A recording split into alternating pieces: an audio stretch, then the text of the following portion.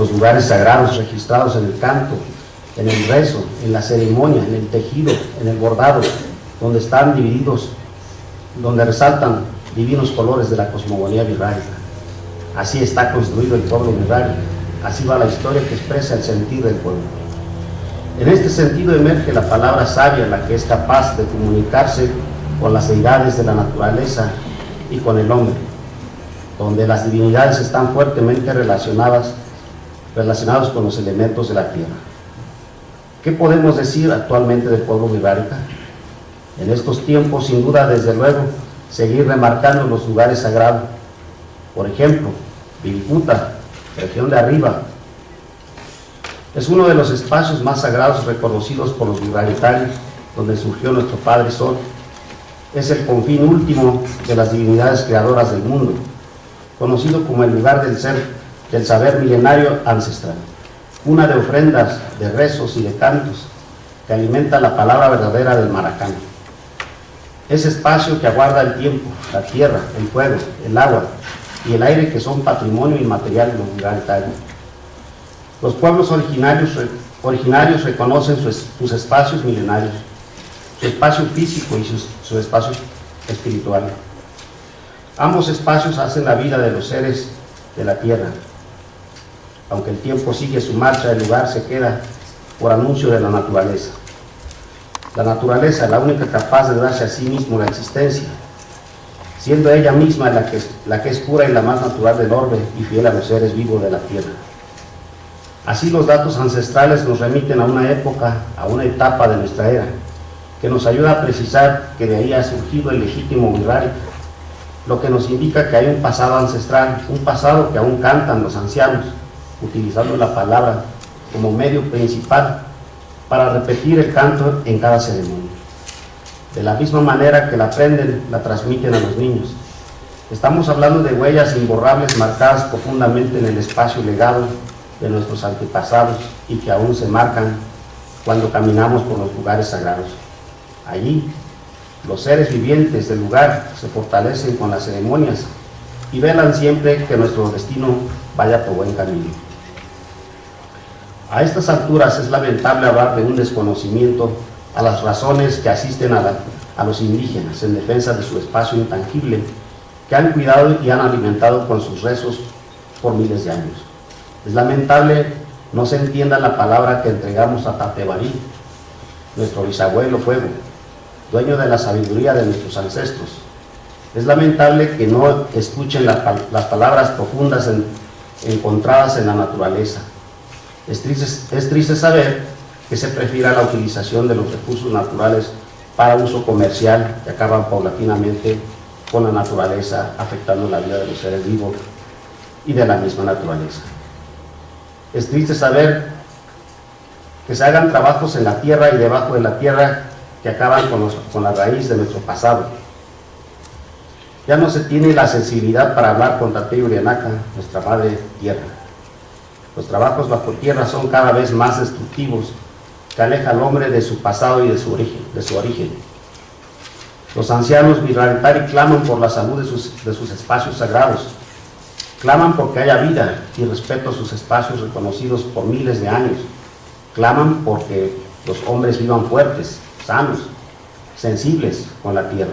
Así cantan, así rezan junto a la hoguera nocturna. Los ancianos saben escuchar y saben hablar. Por ejemplo, dicen: nosotros entendemos nuestro sentir, que se apega a nuestro sistema de gobierno tradicional, un sistema de gobierno que fue establecido por nuestros antepasados. Así gobierna el pueblo birrárica, así conserva su saber milenario, fruto de la memoria y transmisión oral de nuestros antepasados. Por su lado, el joven aprende los conocimientos que enseña el sabio Maracame, pero el Maracame jamás entregará su palabra sabia, entrega la palabra sagrada de los ancestros que escuchó durante su infancia o durante la ceremonia. Años le llevó prepararse bajo reglas muy estrictas y muy rigurosas hasta dominar el arte de la palabra para transmitirla a los jóvenes. Los ancianos insisten en que se use la lengua madre, la lengua de los ancestros, la que llegó para los birraritari. Con esta lengua se buscó y se encontró dar continuidad a nuestras tradiciones, a nuestros rezos, a nuestros cantos y a nuestra manera de pensar. Con ella se forman los jóvenes que dirigirán el destino de su comunidad. Hoy día las políticas modernas hacen que los Vidaritari tratemos temas ajenos a la comunidad y participemos con menos intensidad en las actividades de nuestras comunidades. Dejamos de lado la lengua y la cultura, que son pilares para mantener con vida un pueblo. Sin embargo, sabemos que de la sabiduría del Maracame se aprenden las habilidades y capacidades de los verdaderos creadores de la palabra y la tradición. Así se domina el arte del bien hablar, ahí se distingue el rol social de la mujer y del hombre, ahí se conocen las funciones básicas de los cargos ceremoniales, las funciones de los cargos administrativos del sistema de gobierno tradicional. Allí se enseñan las técnicas del cultivo del campo y la correcta utilización de los recursos naturales. Ahí se desarrolla las artes de la cocina, de la artesanía, de la danza y de los cantos y rezos. Ahí se explica la importancia que tienen las ceremonias y los ritos tradicionales.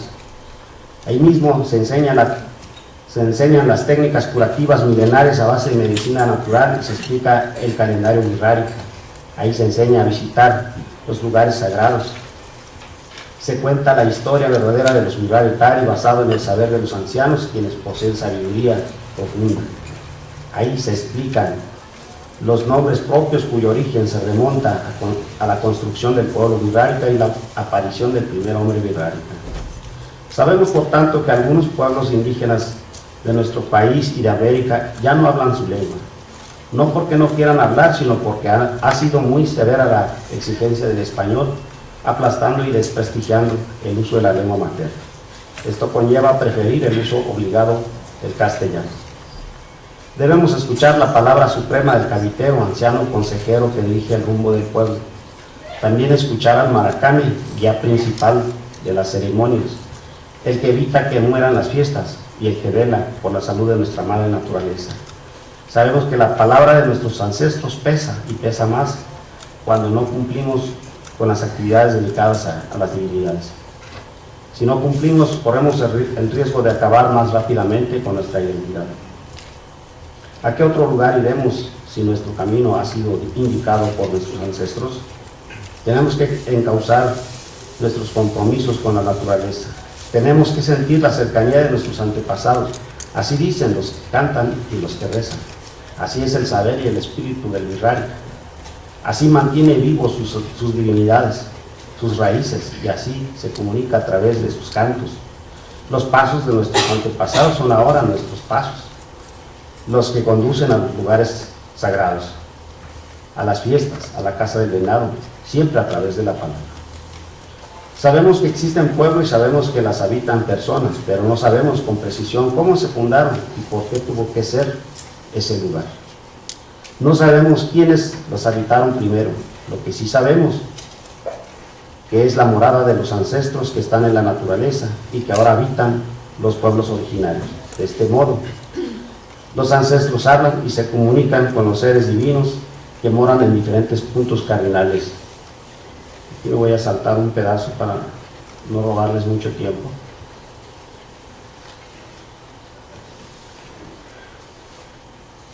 Más allá de los acuerdos de los gobiernos estatales, federales o internacionales, más allá del marco jurídico legal que asisten a los pueblos indígenas, más allá de los intereses particulares que buscan fines lucrativos, está la existencia de la razón de quienes reconocen como suyo el espacio de Liriputa, por ejemplo, un espacio sagrado que encierra el mundo wixárika. Un espacio de la tierra, un espacio propio de la humanidad, un espacio que hay que defender. Si no cuidamos los elementos más elementales y sustanciales del pueblo wixárika, se perderá la ceremonia del bautizo, por ejemplo, que comienza con la búsqueda del Maracame y los abuelos del niño dan la noticia de que ha nacido un niño. El Maracame perderá la facultad de soñar y no podrá encontrar el nombre del niño. No habrá un quinto día, el número sagrado wixárika con el que completa el ciclo. El Maracame ya no podrá presentar al niño ante un tuqui, el templo familiar, donde recibirá el bautizo. ¿Cómo esperar que luego salga el niño de casa para ser presentado ante Tatebarí, nuestro bisabuelo fuego. El panorama que hemos presentado sobre la cosmovisión wixárika ayuda un poco a entender cómo es realmente el wixárika, su pueblo, su mundo, su manera de pensar y de ver las cosas. Hasta aquí, Papa Inicio. Muchas gracias.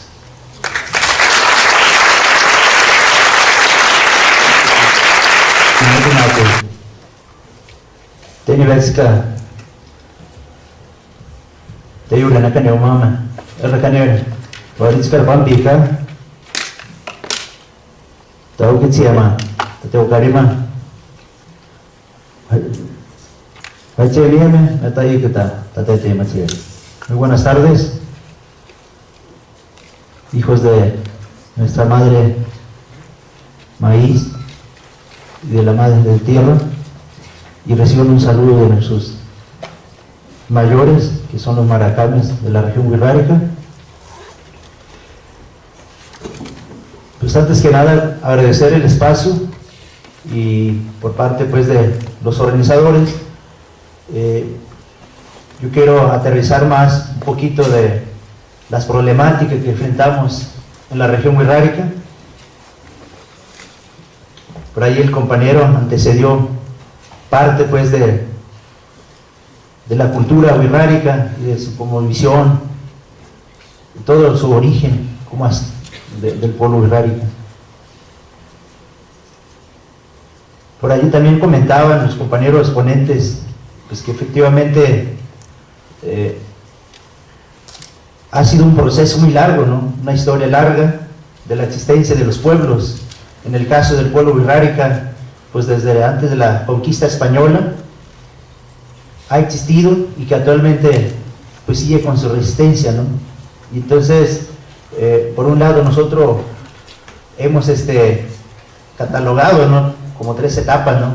Esta parte de una invasión que hubo desde la corona española, y posteriormente esta parte de las reformas del que se hablaba, incluso de la constitución de entidades federativas, y actualmente lo que estamos enfrentando, ¿no?, la parte del sistema capitalista, neoliberalismo, y entonces catalogamos como esas 3 etapas, ¿no?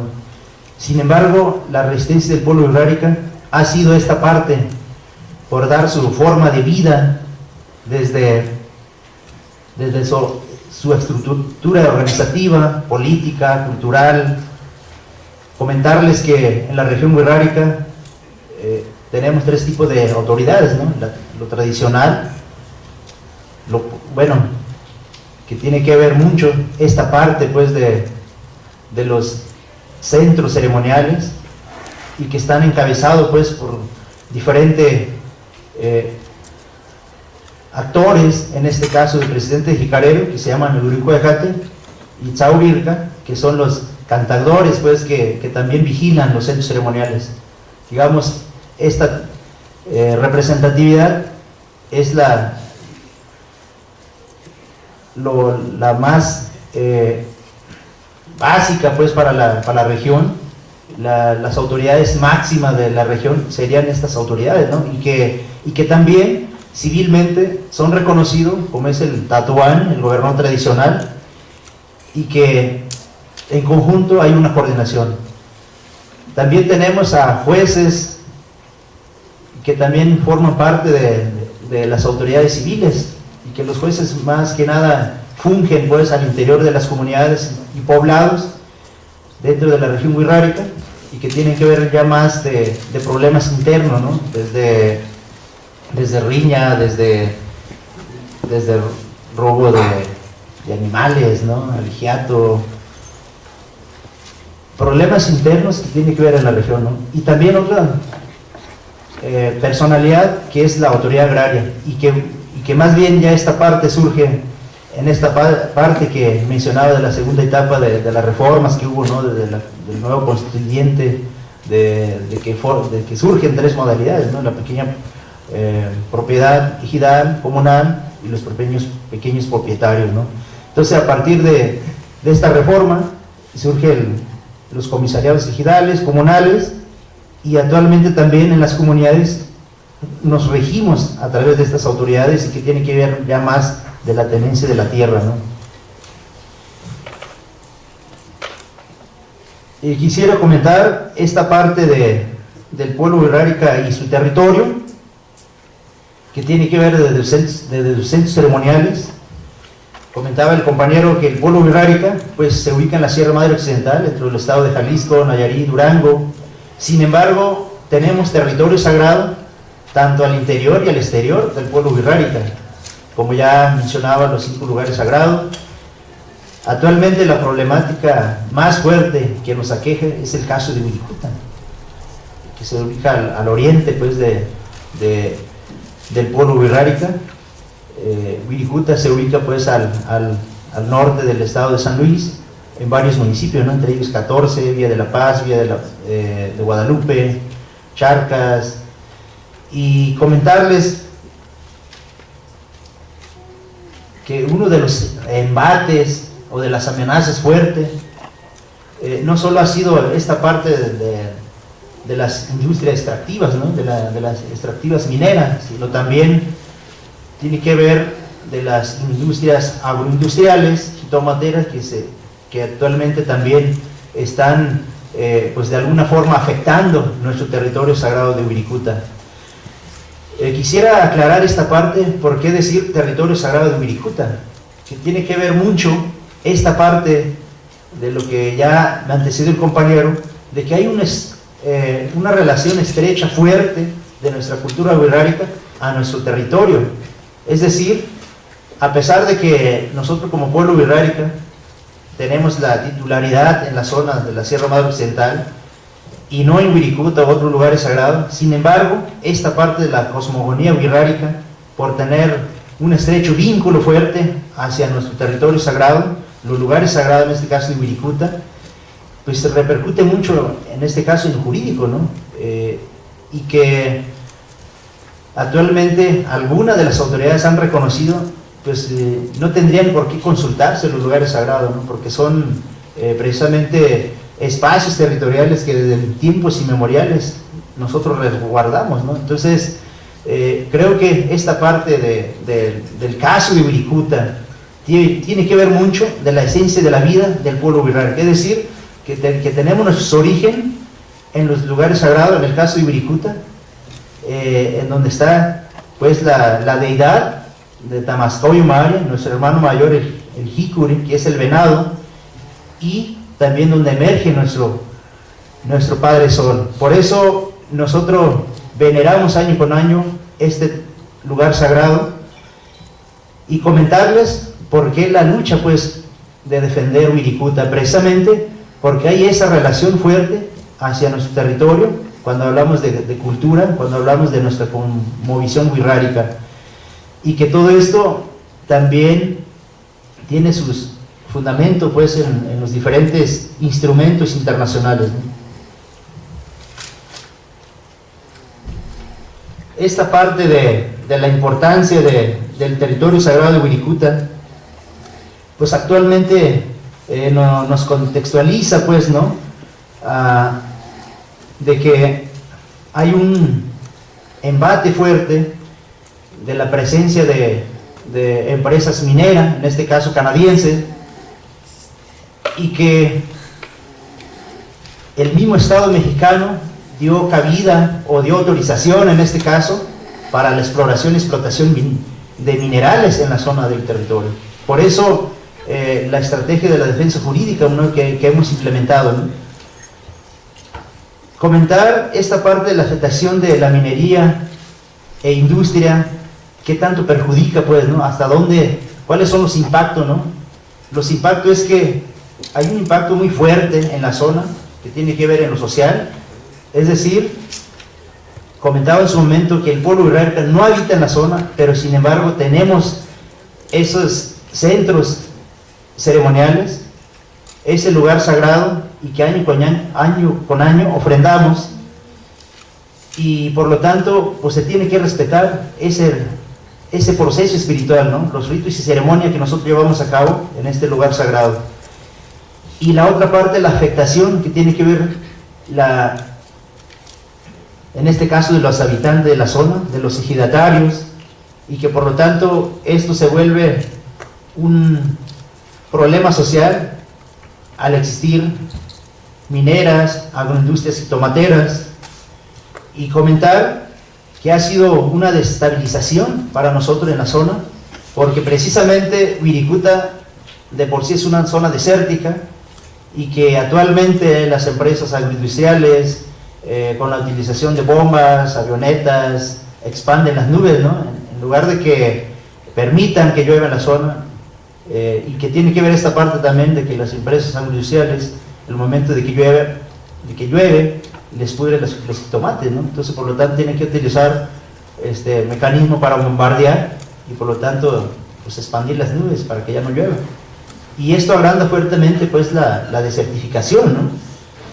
La pobreza, la migración en la zona, y que ha sido una tarea muy fuerte para nosotros esta parte de la búsqueda de alternativas, ¿no? De alternativas desde proyectos productivos, proyectos alternos, del que se mencionaba en su momento, precisamente para aportar y abonar pues un poquito de la reestructuración o la construcción pues del tejido social en la zona, ¿no? Entonces, y que esto abonaría pues parte pues esto del buen vivir, ¿no? Entonces, por un lado ha sido muy fuerte, y también la otra parte es la parte ecológica, incluso cultural. Esto de operar las empresas mineras estarían desbastando pues no solo el ecosistema, ¿no? La flora, la fauna, sino también de una cultura milenaria, de lo que estamos hablando, en este caso de la cultura wixárika, ¿no? Entonces, por un lado, estas son las afectaciones, ¿no? de la industria extractiva minera, ¿no? Y bueno, finalmente comentar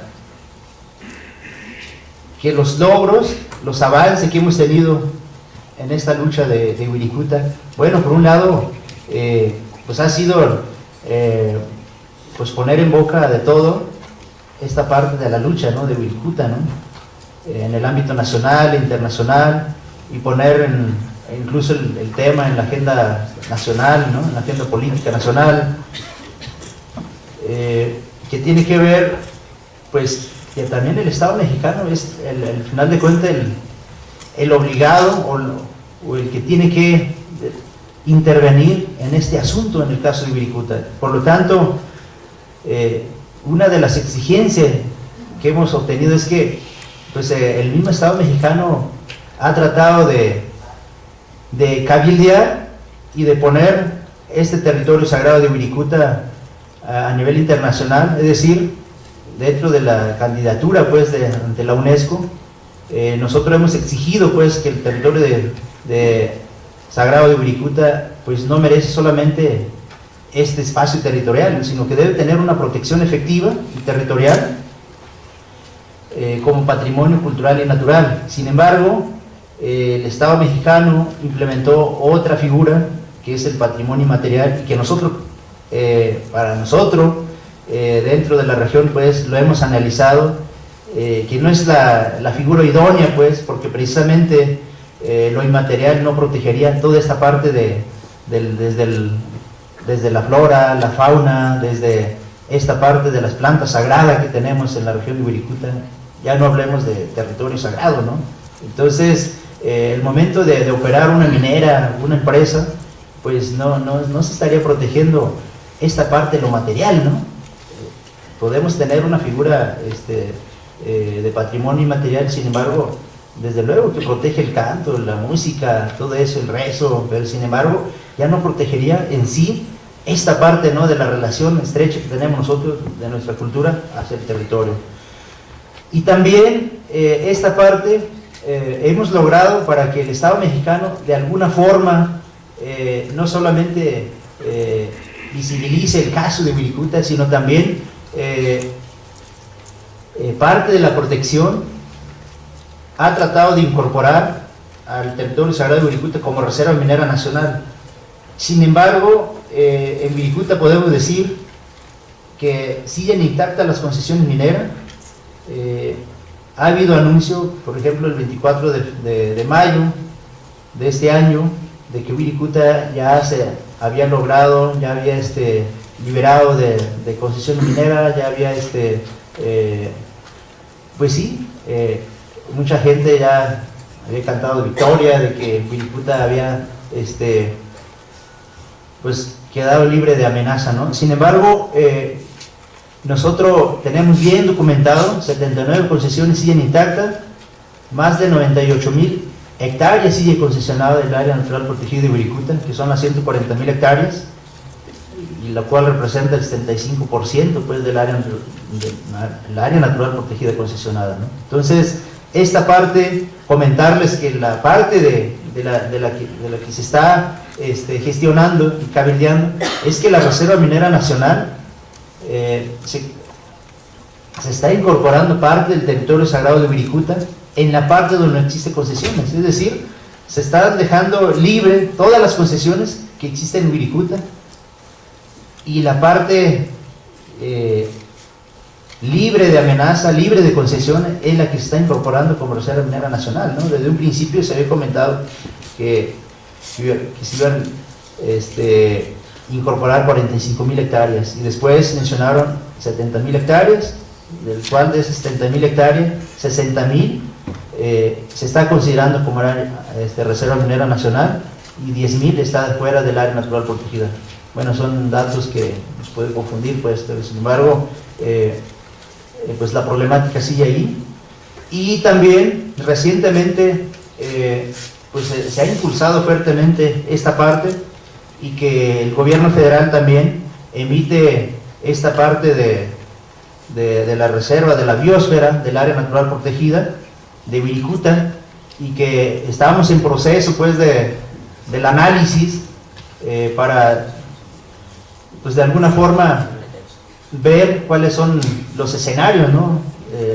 Los escenarios positivos, negativos, qué tanto implica el contar con una reserva de la biosfera en Wirikuta, porque de entrada pues estamos viendo de que hay planteamientos y propuesta de que no solamente entraría pues esta parte de programas y políticas pues que son turísticas, ¿no? Desde la implementación de las red, ¿no? Desde proyectos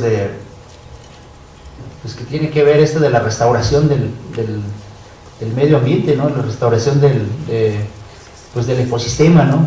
Nosotros le estamos apostando sí a la restauración, pero de acuerdo a la contextualización pues del que vive en la zona, ¿no? Y bueno, finalmente comentar también en la parte esta de la estrategia jurídica, es que no solamente ha habido diferentes manifestaciones en pro de la defensa de Wirikuta, sino también que tiene que ver mucho esta parte para que Wirikuta logre un reconocimiento efectiva, pues tenemos que utilizar mecanismos judiciales también, ¿no? Y a raíz de esto, desde esta parte que les comentaba de que quizás muchas personas todavía tienen esta concepción, ¿no? De que el pueblo wirrárica no tiene territorio o titularidad en la zona. Sin embargo, el ser un centro espiritual, el ser un espacio territorial, debe respetarse, y por lo tanto debe reconocerse al pueblo wirrárica que es su territorio sagrado territorial, ¿no? Y entonces esta parte de las concesiones, de la autorización que hizo el Estado mexicano, precisamente pues las afectaciones o en este caso estamos hablando de que se violentaron los derechos territoriales, los derechos de consulta al pueblo wirrárica, y por ello nosotros recurrimos pues a atacar esta parte de las violaciones que cometió el Estado mexicano, ¿no? Y a raíz de eso pues nosotros logramos una suspensión, la cual se emitió para efecto de que las cosas se mantengan actualmente en el estado que se encuentra, ¿no? Para que ninguna de las autoridades, tanto federal, estatal y municipal, autorice, o en este caso se abstengan de autorizar cualquier acto tendiente a la explotación minera. Y esto que tiene que ver solamente de las concesiones que tiene Félix Mayeste en la zona, porque hay otra empresa que se llama Proyecto Universo, que tiene más de 59,000 hectáreas en la zona para explotar, y que tiene esa autorización pues, ¿no? en la zona, y que representa más o menos el 42% del área natural protegida, y que es una de las empresas más amenazantes pues, ¿no? de la zona. Y también comentar que en todo este proceso hemos logrado desde hace un año, pues nosotros levantamos una queja o instauramos una queja ante la Comisión Nacional de Derechos Humanos, y esta comisión recientemente ha emitido una recomendación en donde reconoce las violaciones a los derechos humanos de territorio, la entidad cultural, incluso de esta parte sobre el derecho de agua y saneamiento en la zona de Wirikuta, y que para nosotros es importante, no solamente la suspensión y la recomendación, que sentaría precedentes jurídicos, y que tiene que ver esto, lo que comentaba Rodrigo en ese momento, ¿no? Donde los jueces hacen una interpretación a las nuevas reformas de la Constitución y de la misma ley de amparo, y que están reconociendo un centro espiritual, un territorio sagrado como es Wirikuta, más allá si tiene titularidad jurídica, si tiene títulos, si tiene pues alguna escritura, ¿no? Simplemente de acuerdo a los convenios o a los instrumentos internacionales, pues se tiene que respetar, ¿no? Esto por el simple hecho de utilizar su territorio de manera tradicional. Y entonces es uno de los avances en el proceso jurídico, esta parte de que Wirikuta tiene ya un reconocimiento en este ámbito, ¿no? Y bueno, sabemos que tenemos muy poco tiempo, pues quise más o menos plantear puntos claves. Hay mucho, el proceso, o en este caso la situación de Wirikuta es muy profundo y es muy amplio, ¿no? Entonces, comentar que actualmente pues el pueblo wixárika sigue con su lucha a estas alturas, ¿no? Esta parte de la resistencia que hablábamos, que tiene que ver mucho también la unidad colectiva pues de las comunidades, y que ha sido un obstáculo muy fuerte, sin embargo pues le seguimos apostando, y porque está en juego pues nuestra vida, ¿no? Esta parte de que Wirikuta, catalogándolo como matriz de vida, pues es un centro espiritual importantísimo, y por lo tanto pues se tiene que respetar, no solamente de acuerdo a las normas nacionales e internacionales, sino por principios éticos y como centro ceremonial y como territorio sagrado como tal. Y entonces son algunos de los planteamientos, y sobre todo el problema real que enfrentamos en Wirikuta, ¿no? Entonces, comentar solamente que son dos planteamientos fuertes, ¿no? Esta parte de la situación social que vivimos, y la parte jurídica, y que le estamos apostando para que al final de cuentas el gobierno federal o el Estado mexicano reconozca este territorio sagrado, y que podamos lograr detener o tratar de revocar todas estas concesiones mineras y que ya están autorizadas en la zona de Wirikuta. Gracias.